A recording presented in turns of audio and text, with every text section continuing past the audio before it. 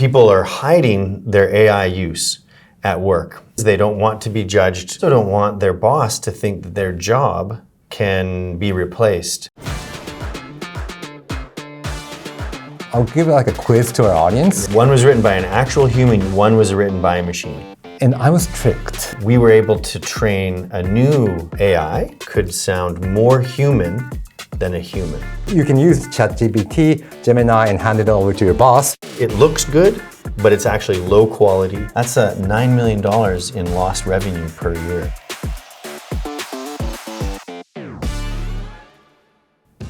CROSS DIG 101始まります。今日のテーマは AI 依存は仕事を遅くするかです。本当CROSS DIGの視聴者の皆さんもジェミニーとか、ChatGPT とか使ってると思うんですが、もうパパッと文章とか資料を作れちゃって仕事楽になったかなと思いきや、結構ちょっと言葉を選ばずに言うとクソ文章というか、なんか質の悪い仕事ができちゃってかえって効率が悪くなってるんじゃないかと。でアメリカでは最近ワークスロップっていう言葉も出てきていて、 AI がむしろ私たちの仕事を遅くしてるんじゃないかっていうことを今日、お届けしたいと思います。そして今日はですね、アメリカのスタンフォード大学からゲストをお呼びしています。では早速ご紹介しましょう。 Jeff Hancock さん、 Welcome to our show.Thank you for having me, Ryan. It's really great to be here. So you're the director of Stanford Social Media Lab. Could you explain to our audience what Stanford Social Media Lab is? Yeah, it's our lab at Stanford where we study how technologies change the way we're social with one another. Yeah. So first time in Japan? No, actually, I lived in Sapporo a long time ago, right after college. So you can speak Japanese? 少し. We should do this in Japanese maybe? Yeah, maybe next time. Okay, so our topic is about could overusing generative AI will make us less efficient. Right. My basic question is that does AI make us less efficient? Yeah, I think AI has the potential to make us actually very efficient and even to be able to do new things that we can't even imagine right now. But we can also use it in ways that is harmful. The basic idea there would be, I'm really busy, I don't have time, so I just get ChatGPT to do my report Gemini or Gemini or Claude, and I just get them to do my report for me, and I don't really do much, and I give it to you. To the boss, yeah. Exactly, yeah. I give it to the boss or my colleagues. And so I haven't really done the work. I haven't taken sort of control or agency or ownership of the work. And so I don't know whether it's actually doing what was needed for my team or for my boss. Then what happens next? You get your work done in like 5 seconds. Yeah. You hand it over to your boss. Yeah. What happens next? Well, so let's say I'm the boss. I get it from you, Ryan, and I'm like, okay, good. Ryan got me the report, and I look at it, and it looks good. Yes. It looks nice. And there are great charts. And it's got headings, And then I start to read it, and I'm like, this isn't what I needed. And it doesn't do the work that was required. It doesn't sound like Ryan either. And so we were starting to see this at Stanford from some of my students. We were starting to see it in colleagues at work. And so we did a study last summer where we were like, well, how often do people see this? And it turns out quite a bit. And we call this stuff work slop. Work slop. Yeah. Could you explain to our Japanese audience what work slop is? Work slop is content that we get from other people at work where it looks good, but it's actually low quality and doesn't accomplish the work that it's supposed to. Yeah. So this leads to our first part of our topic. So how work slop slows us down every day. Right. So is it just because that the AI is not good for us yet? So if it becomes like Gemini 4.0, 5.0, or I don't know, ChatGPT 7.0, it will be better, and you can use ChatGPT, Gemini, and hand it over to your boss, and the boss won't realize it. Right. Do you think it's just a matter of quality at this moment? Yeah, so you're right that right now these LMs just aren't quite good enough to do all of my work, for example. One reason is because they aren't quite there. They also don't have all the context of my job. Like they don't know what it is you need from me or what we're trying to get done at the business. It's just looking at whatever task it's being asked to do. And so it will do its best to simulate what it thinks is needed. But I think for the foreseeable future, they're not going to be able to do what we can do. So let's go back to your example. You gave us that you finish your report or document in ChatGPT Gemini, hand it to your boss, and boss says, oh, this is not good. Right, what is this? And so it's like creating a new task because the boss has to tell your colleague that do it over again and you have to redo it. And this is making less efficient. Less efficient. This is what we were shocked. So when we asked people, have you experienced this? One of the main things they said was how frustrating it was, because now it's like, well, I got this report from Ryan, but it doesn't do what's needed. So now I have to like, whoa, that's weird. That's new. Then I have to think, do I confront Ryan and say like, hey, did you chat this? Or this is Gemini? Is this Gemini? And then that feels really bad. Yeah. I have to confront you. It kind of breaks our relationship breaks also. The relationship. It means that you don't trust the person. That's right. It's a violation of trust, and now I'm confronting you, so very difficult.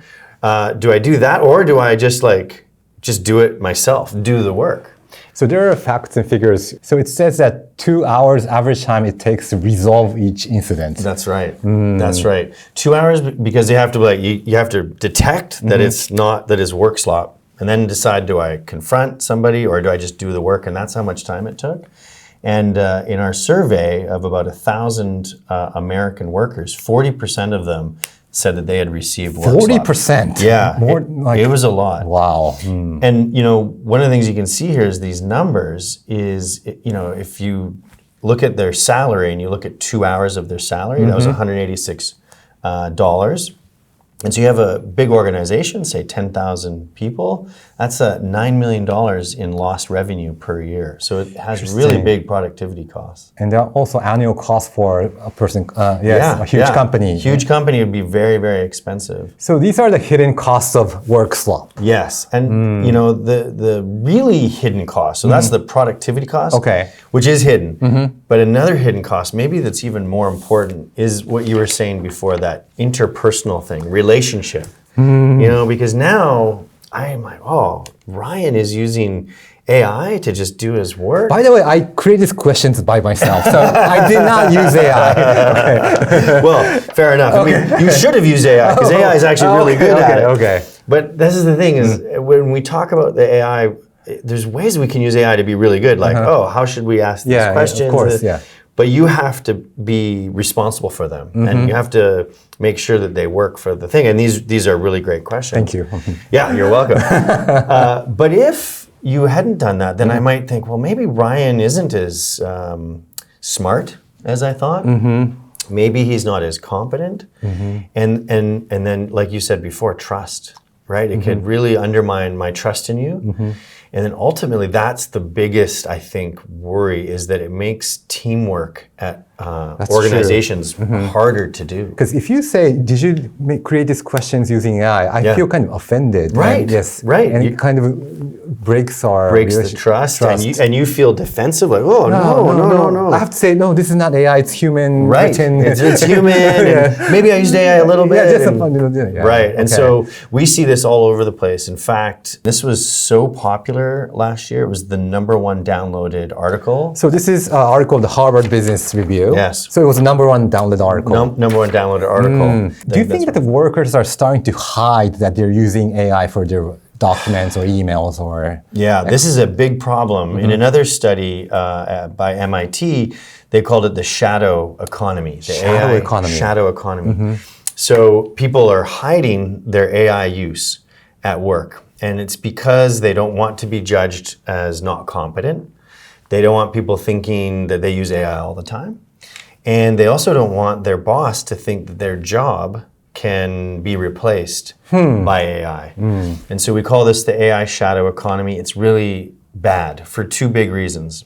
#1, if I use AI in a really cool way, the company is going to want to know that. Yes. So that other people in the company can know. But if I'm hiding it, then it doesn't diffuse. We don't see innovation diffusion. It's like saying that I did a good job because of AI. So I don't want to That's right. Yeah, you didn't really do it, Ryan. Oh, like just AI did it. Yeah, Okay. AI did it. So there's that, I think. And then what we really find worrisome is young people are the most likely to hide their AI use. Young people. Yeah, and it's bad because young people are who are going to create and innovate with AI, right?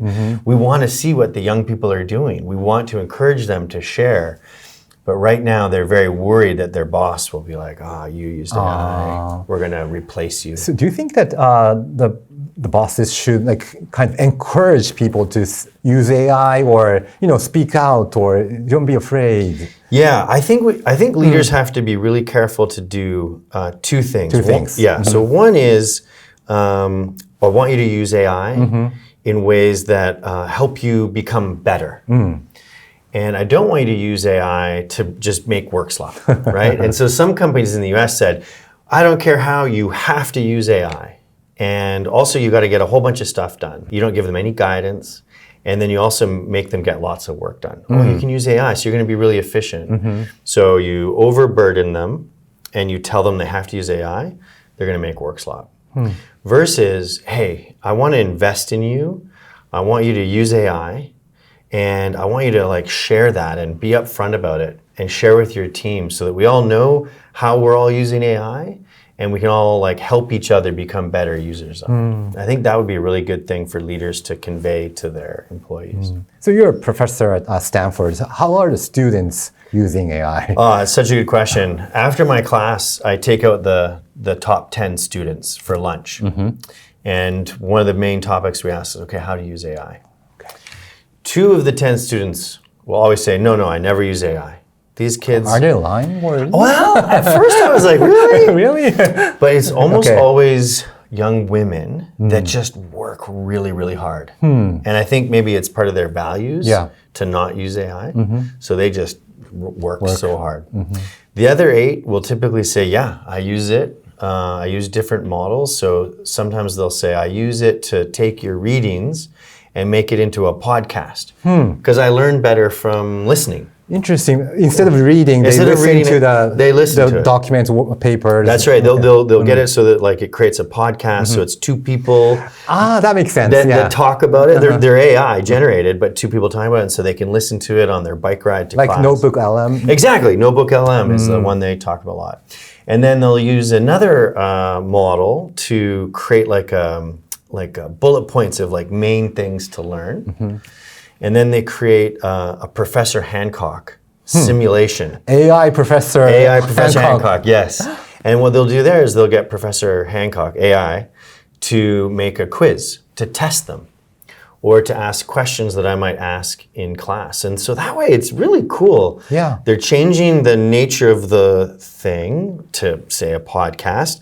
They're getting summaries and insights, and they're generating their own tests to make sure that they understand what's going on there. And they can do that on their own time. They can do that before class so that when they're in class, they're paying attention, they're excited, they have their own questions. So for some of our best students at Stanford, AI has become a really good learning tool. Now, the worst kids in class, work slop, right? They take my assignment, they give it to Gemini produces something, it looks good to them, and they hand it in. But if I have 100 students, 6 or 7 students will do exactly the same thing. And what do I see? I see 6 or 7 that look good, but they're exactly the same, and they're not very good, and they actually aren't good, and so those guys get 0. What's the difference between those bad students and good students who are using AI to enhance yourself or... Yeah. It's to augment, right? To make yourself better, augment or automate. Automate. Automate. Okay. And, I was at Davos this year for the World Economic Forum, and that was the theme of the year. Are you getting your employees to augment what they can do, become better, or empowering them to do new things, become more efficient, or are you automating their tasks? Are you taking away some of the things? Now, obviously, both are going to be important. Yes. If I could have something that could automate many of my scheduling, calendar things, oh my gosh, I would love that. And so in some ways, you could think here in Japan, you could say, are we using it to create more, say, sewing machines? Or are we going to create more cranes?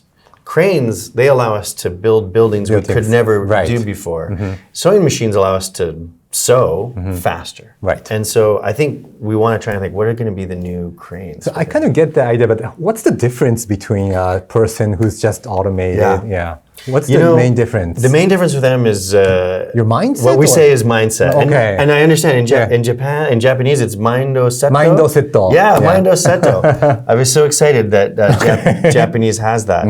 I think mindset's really important. So mindset is, how do I think about AI in relationship to me, to my work, and to my team?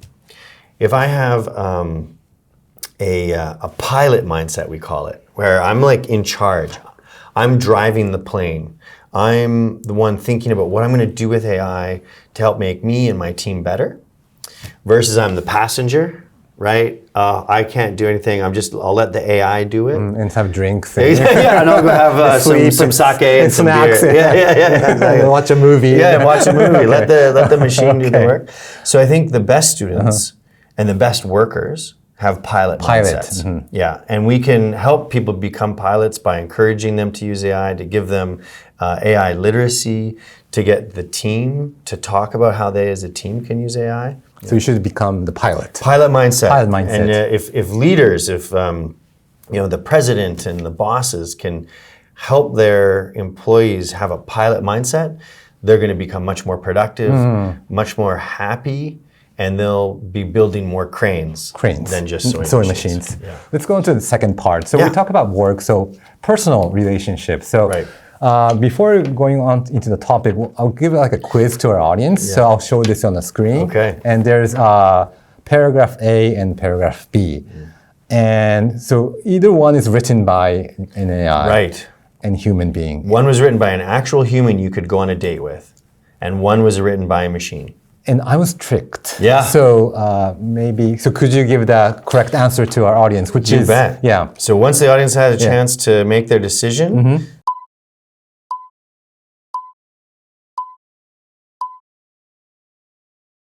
the answer is the human is B. Human is B. Yeah. I thought it was A. I know, many people do. In fact, in our research where we had thousands of people do this, 50% say A, 50% say B. We can't really tell anymore what is human and what is machine, even in something as intimate and human as dating. Because B has more details, so it kind of feels human. But A, it's very simple. It also feels human. Right. It's difficult to tell the difference. That's right. And so one of the scary things that our study showed is that we have those kind of ideas about what is human, and we were able to train a new AI model that could learn what you think is human. More details, right? Talking about friends, using the word me or I a lot. And so we were able to train a new AI model that then could learn what you think is more human, and then that machine could sound more human than a human. I'm sure our audience are using kind of, auto text when they're sending messages, LinkedIn, direct messages, WhatsApp.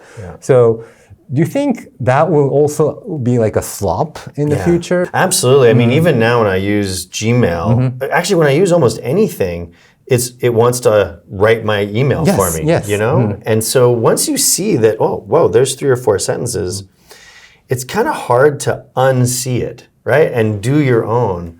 And so I guess that in the end, we have this concept of authenticity, which means is this language, is this message in this email, is that what I believe? Is this what I want to say? Is it mine? And sometimes, I don't know about you, Ryan, sometimes I look at what the AI is suggesting, I'm like, that's good. I would say that. Yes. And that represents how I think. Other times it's like, no. And so I don't know if it's going to be like AI versus not AI. It's going to be, does this reflect my, is it authentic So it can be written by AI, but it feels like you, or it can be authentic even though it's written by AI. That's right. Yeah, exactly. Let's say that you and I had a fight. Okay. We're going to have a difficult conversation, and I have to now prepare for that. Yes. One thing we could use is AI's help. AI actually is very good at understanding human dynamics. Yes. We often think, oh, it's good at math. No, it's bad at math. But it's very good at human things. And so I could imagine one positive way we can use AI is to help us in those difficult conversations. You know, I don't know what to say to Ryan. So instead of not writing you ever, AI, can you help me write a first draft? Oh, okay. And then I can change it and make it mine, and then maybe helps me have a conversation with you. And so I think there are ways we can use AI to improve human communication.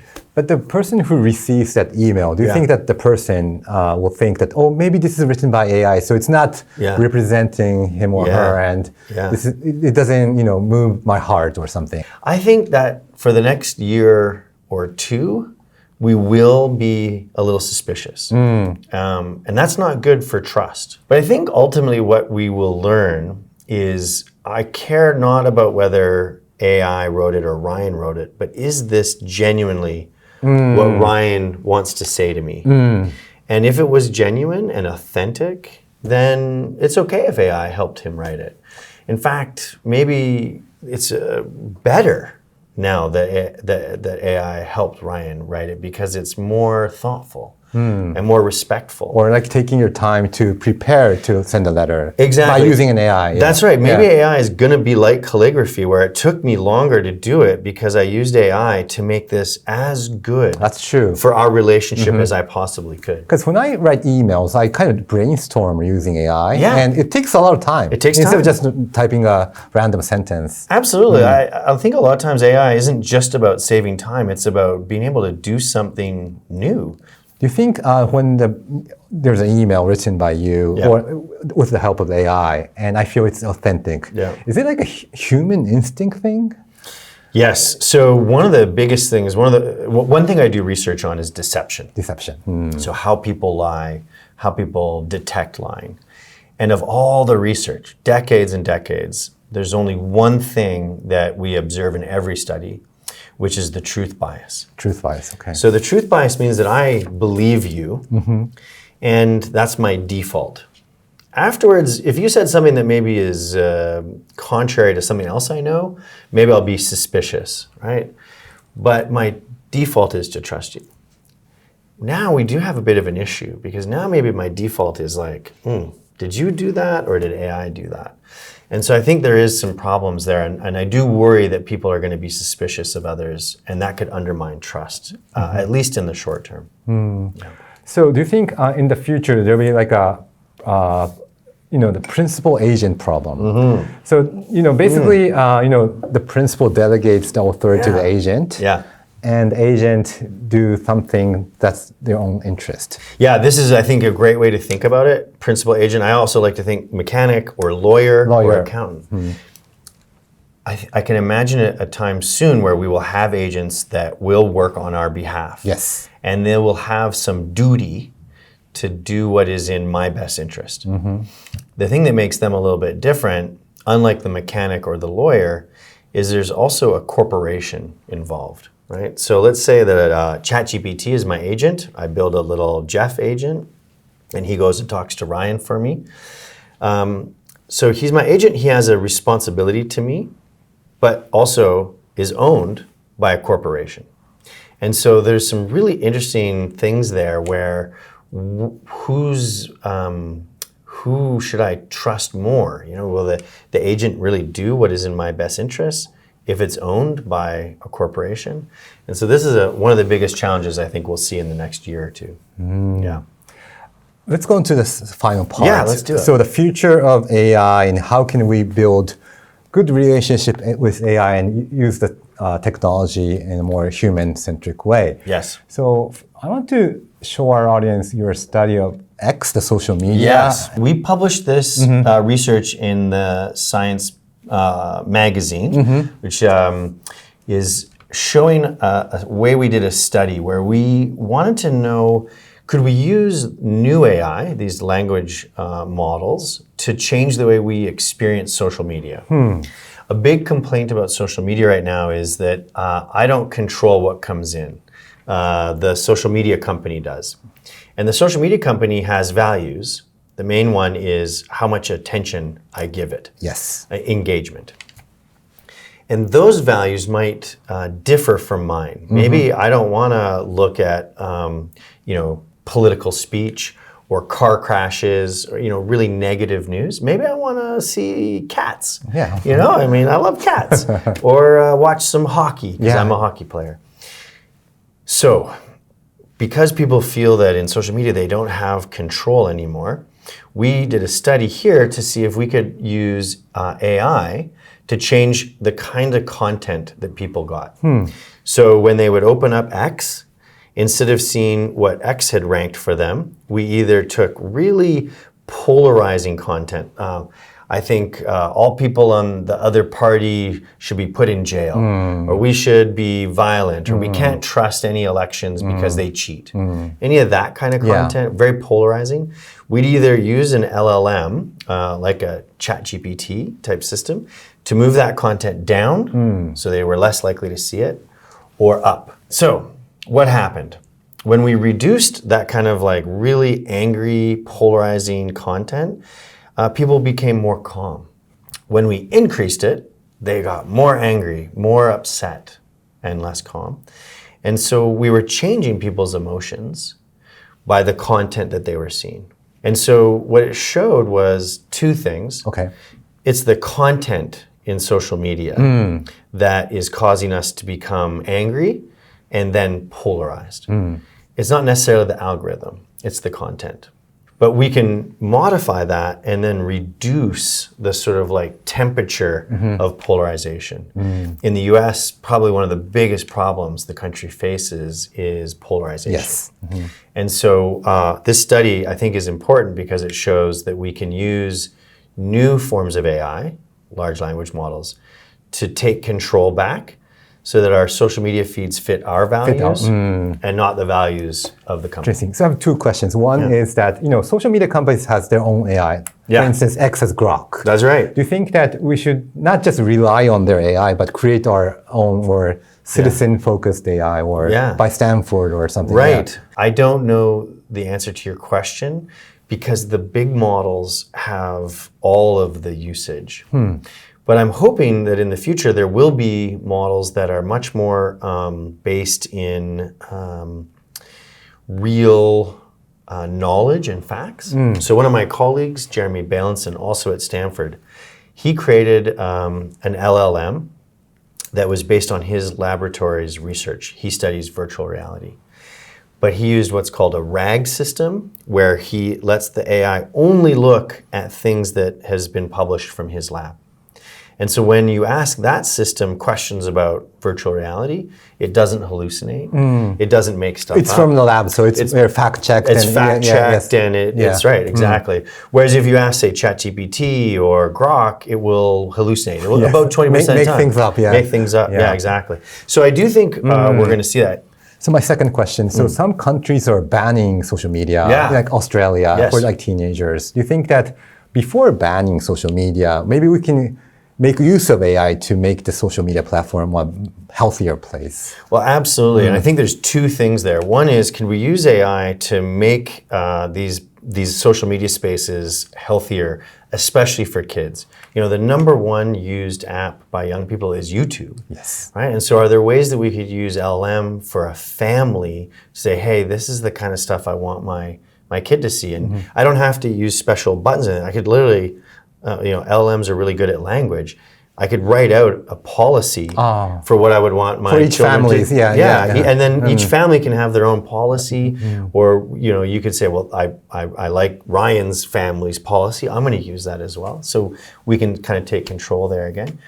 And the other thing is, there's so much concern around the world. Australia has banned social media. The whole world is watching because there's a lot of worry about how social media affects kids. Yes. And most importantly, families. Right. The number one conflict in most families is screen time, right?